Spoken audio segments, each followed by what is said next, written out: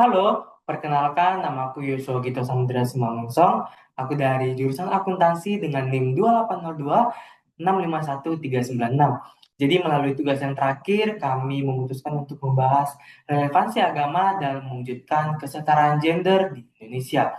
Jadi kami memilih topik ini karena menurut kami di era Gen Z dan milenial masyarakat itu didorong untuk proaktif menyuarakan kesetaraan gender. Namun agama itu sering dianggap kolot dan gak relevan dengan isu tersebut. Agama itu dipersepsikan sebagai ajaran zaman dahulu yang kental dengan diskriminasi gender. Pemahaman ini bisa muncul dari stereotip ataupun pandangan-pandangan di masyarakat yang tersebar mengenai agama. Fenomena inilah yang menjadi tantangan dalam pencapaian SDGs yang kelima yaitu kesetaraan gender. Nah, ada tiga rumusan masalah yang kami dapatkan. Yang pertama, bagaimana pandangan tokoh atau umat beragama terhadap kesetaraan gender dalam perspektif agama. Yang kedua, bagaimana peran agama dalam mendorong kesetaraan gender.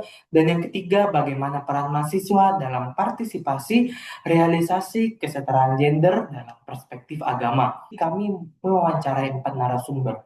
Yang pertama itu mahasiswa kami mendapatkan berbagai macam poin. Yang pertama, kurangnya pemahaman yang utuh tentang konsep kesetaraan dalam agama menjadi tantangan dalam mewujudkan kesetaraan gender.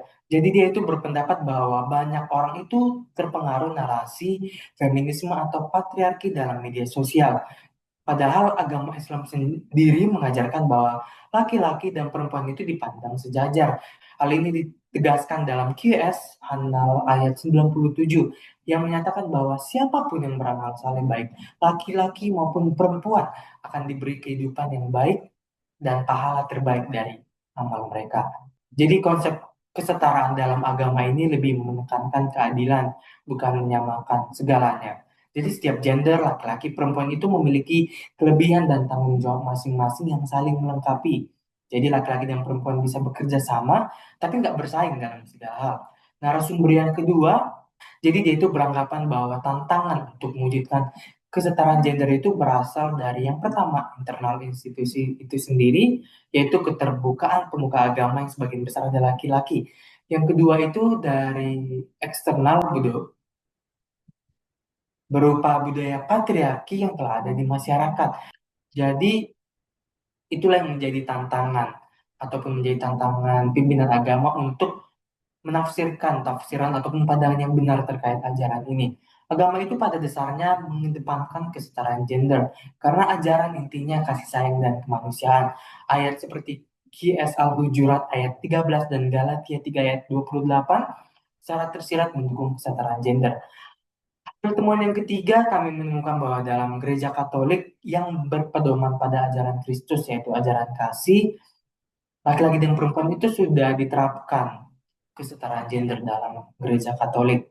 Jadi, menurut suster, faktor budaya lah yang seringkali mempengaruhi kesetaraan gender. Misalnya dalam budaya Flores, jadi seringkali mereka itu meninggikan laki-laki. Budaya yang ada dalam berbagai suku ataupun wilayah itu memiliki tujuan yang baik tentunya. Jadi perjuangan menyetarakan gender ini perlu dilakukan bersamaan dengan konservasi budaya. Lalu yang keempat, mewawancarai dosen perempuan dari Sekolah Tinggi Teologi di Pematang Siantar. Dia mengatakan bahwa agama itu sudah mendukung kesetaraan, tapi praktiknya lah yang di lapangan yang seringkali nggak mencerminkan kesetaraan itu. Dia mencontohkan seorang sinode di Surabaya pada tahun 1990-an secara terang-terangan melarang perempuan untuk menjadi pendeta, untuk melayani ataupun berkhotbah secara mandiri. Padahal mungkin saja kualifikasi dan pendidikan dan pengalaman itu sudah memadai untuk dia menjadi seorang pendeta. Dia juga beranggapan bahwa budaya juga memiliki peran yang sangat krusial untuk menerapkan kesetaraan gender ini. Jadi kami menawarkan berbagai solusi untuk mengatasi masalah yang tadi. Yang pertama, mendorong pemuka agama untuk memberikan teladan dalam kesetaraan gender melalui keseharian, kegiatan sosial, bantuan kepada korban diskriminasi dan human trafficking itu bisa menjadi sebuah cerminan bahwa pemuka agama itu memberikan contoh yang baik untuk menerapkan kesetaraan gender. Lalu yang kedua, pemuka agama dan rohaniawan dapat mengkaji tafsiran atau eh, perkataan-perkataan dalam ayat atau dasar agama yang menurunkan semangat kesetaraan gender. Jadi, pemuka agama atau rohaniawan harus meluruskan pandangan-pandangan bias mengenai sebuah ayat ataupun ajaran agama. Jadi, butuh secara perlahan ataupun konsisten untuk mengubah pandangan budaya yang memandang perempuan sebelah mata menjadi penerimaan perempuan dalam kepemimpinan dan pengambilan keputusan di masyarakat. Yang ketiga, mendorong pemerintah untuk bekerja sama dengan institusi, komunitas agama, ataupun masyarakat dan pihak-pihak lainnya untuk meningkatkan kesadaran pentingnya kesetaraan gender dalam kehidupan beragama dan bermasyarakat. Ini bisa dilakukan melalui sosialisasi, kampanye, atau hal-hal lain yang dapat diterima oleh masyarakat luas. Lalu yang terakhir untuk kami, para mahasiswa dapat berperan aktif bersama pemuka agama, masyarakat, ataupun pemerintah untuk secara langsung memberikan pemahaman mengenai semangat kesetaraan gender. Kami bisa memanfaatkan media sosial seperti membuat video pendek, live streaming, ataupun podcast dan infografis mengenai kesetaraan gender yang dapat diterima dengan mudah oleh generasi muda, milenial, ataupun generasi yang di atas kami. Melalui tugas ini, saya memperoleh pandangan baru dan wawasan penting mengenai isu kesetaraan gender di Indonesia. Jadi terdapat kesamaan pandangan bahwa meskipun agama pada dasarnya mendukung kesetaraan, tantangan terbesar itu justru datang dari budaya patriarki ataupun interpretasi yang bias mengenai agama tadi, bukan dari hukum agama itu sendiri.